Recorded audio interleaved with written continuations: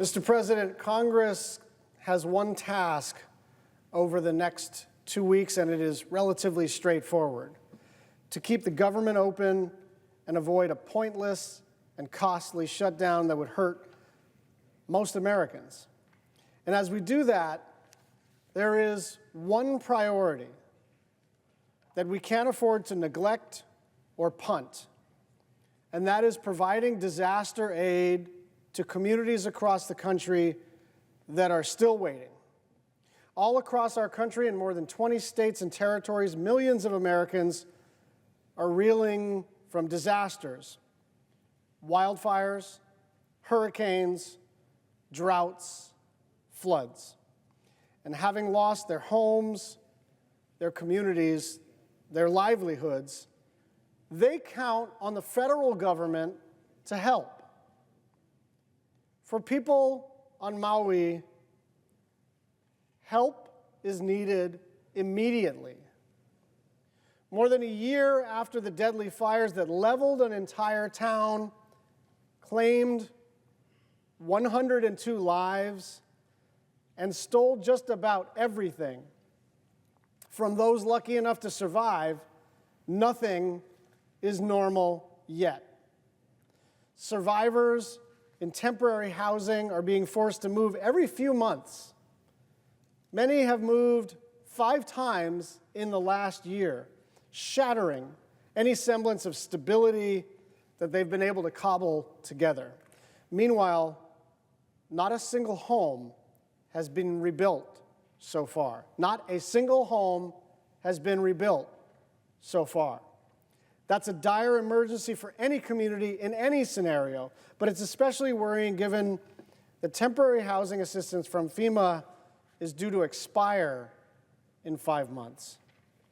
The long and difficult recovery is squeezing survivors in other ways as well. With fewer jobs and smaller paychecks, people are having to figure out whether they can afford the most basic necessities. A recent poll of Maui wildfire victims found that 70% of survivors are cutting back on food and groceries. 70% cutting back on food in the United States of America. And more than half are cutting back on medicine and other health care expenses. And so it's no surprise that people whose families have lived on Maui for generations are considering giving up and leaving the island altogether. And worse, thousands more are on the cusp of doing the same. For Lahaina to fully recover, it needs its people. For Lahaina to recover, it needs its people. And what those people need right now is tangible help. Help with building a home, with finding a job, with rebuilding their small businesses. The kind of help that will finally provide a reprieve from the constant worrying about what's next and hope that a better future awaits them after months of unimaginable suffering. Providing that kind of help and relief to our fellow Americans in their hour of need is central to the promise of the federal government. There are not that many things that the federal government absolutely must do. There are not that many things that the federal government absolutely must do, but one of them is when there is a disaster and a state or a county or an island or a reservation or a town is devastated by a natural disaster, and the impact of that natural disaster exceeds the ability for that local unit of government to handle it. The president declares a disaster, and then FEMA comes in. After that, HUD comes in with the support of the Congress through a program called Community Development Block Grants Disaster Recovery. What does that mean? It is flexible funding for those communities to rebuild. FEMA came to the table and did the disaster response. Now we have to recover. People are not recovered. People are not recovered. And so we have an opportunity not to do something extraordinary, but to do something absolutely essential. We have an opportunity not to pass the Civil Rights Act, but to do the thing that Congress always does. Do the thing that Congress always does, which is when a community gets flattened, we're there.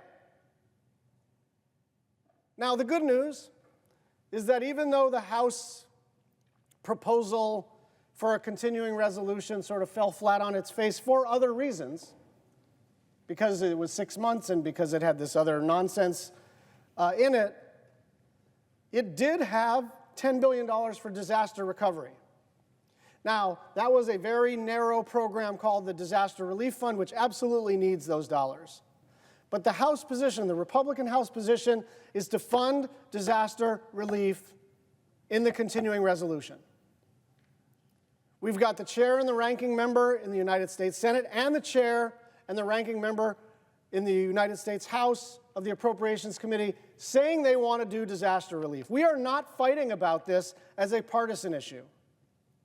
We are not fighting about this as a partisan issue.